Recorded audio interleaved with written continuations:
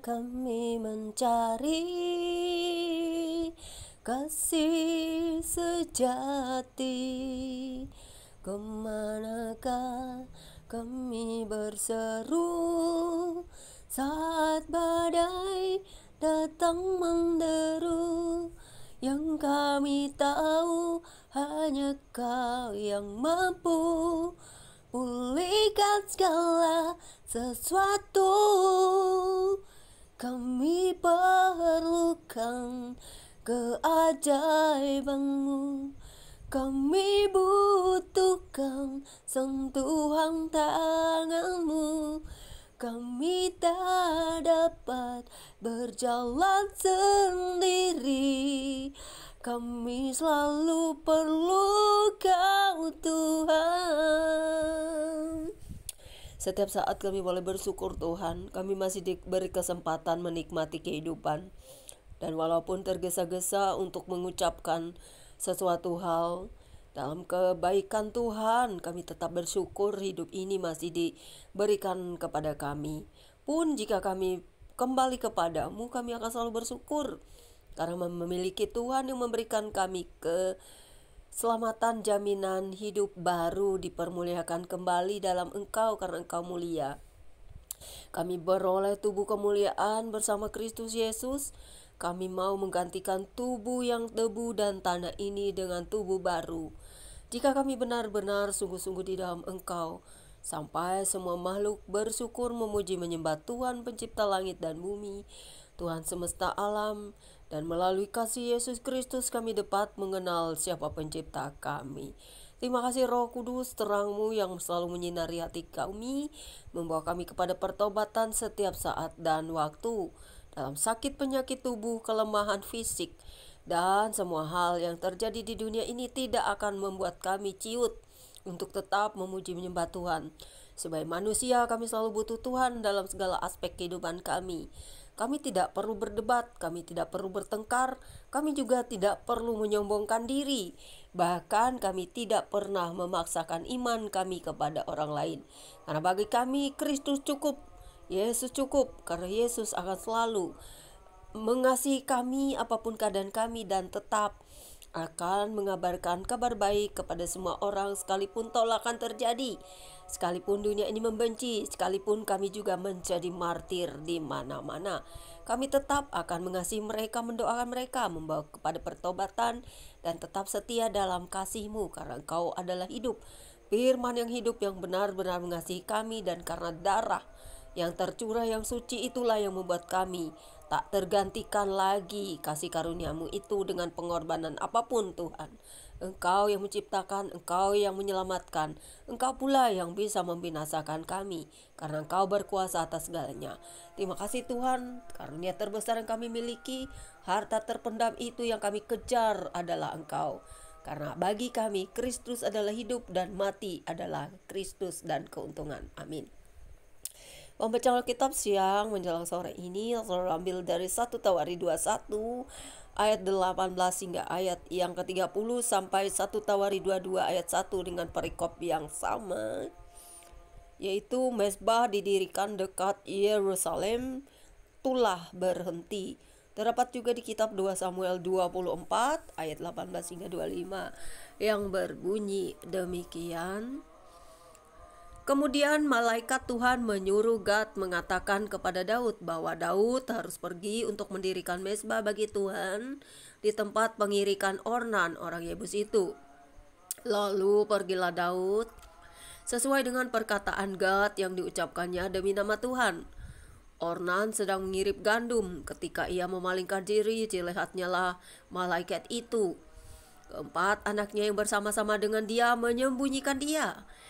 Ketika Daud sampai kepada Ornan, maka Ornan mengangkat mukanya dan melihat Daud. Lalu keluarlah ia dari tempat pengirikan, kemudian sujudlah ia kepada Daud dengan mukanya ke tanah. Berkatalah Daud kepada Ornan, "Berikanlah kepadaku tempat pengirikan ini supaya aku mendirikan di sini mezbah bagi Tuhan. Baiklah, berikan itu kepadaku dengan harga penuh, supaya tulah ini berhenti menimpa rakyat."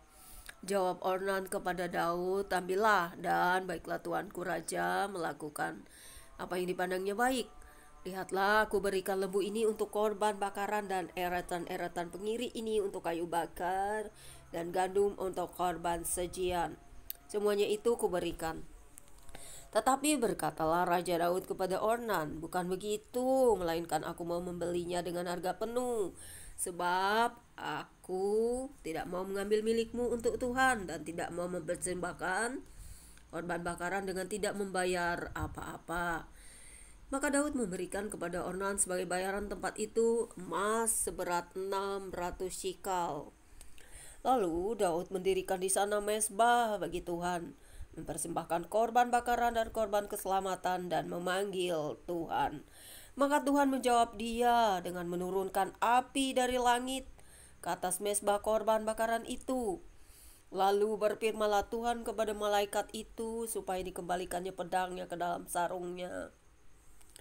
Pada waktu itu juga Daud mempersembahkan korban di sana ketika ia melihat bahwa Tuhan telah menjawab dia di tempat pengirikan Ornan orang Yebus itu.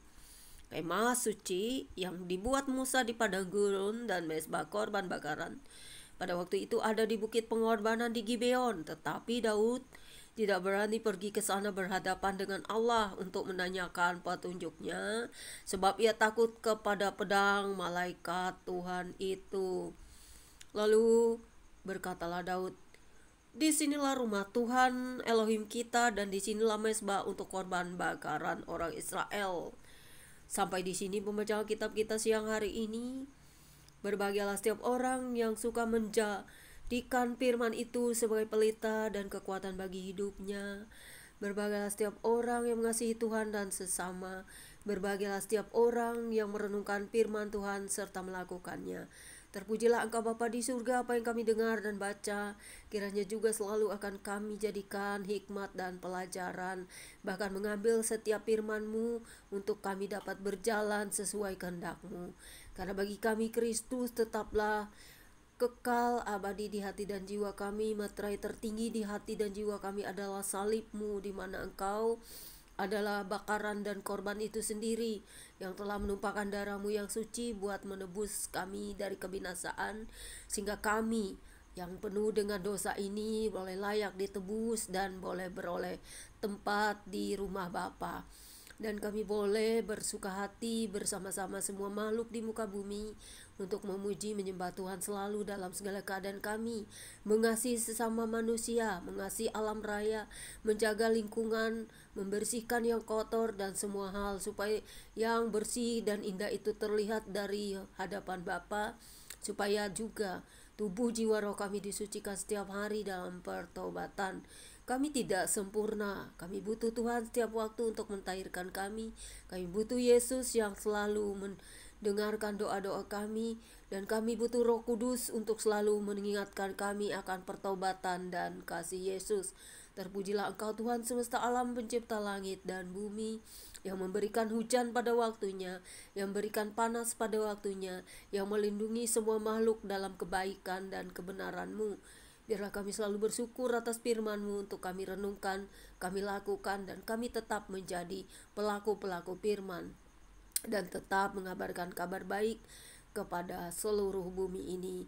Kiranya damai dari Bapa, kasih Yesus Kristus dan Roh Kudus selalu melingkupi kami dan menjaga kami sampai Maranatha. Glory to the Father, the even to the Lord Jesus, the Holy Spirit. Amin. Demikianlah pembacaan kitab kita. God bless you all. Jangan lupa subscribe ya guys. Ketika Anda mensubscribe saya, Tuhan memberkati Anda. Saya akan selalu mendoakan subscriber saya dimanapun berada, siapapun Anda. Tuhan juga mengasihi Anda. Tuhan membukakan pintu-pintu berkat-Nya dari surga kepada Anda. Dan saya tetap mendoakan semua orang di seluruh muka bumi agar berdamai, mengasihi dan mengasihi semua makhluk di muka bumi yang telah Tuhan ciptakan untuk kebaikan, bukan untuk kerusakan, penghancuran. Tuhan Yesus memberkati. Immanuel. God bless you all. Selamat sore. God bless you all.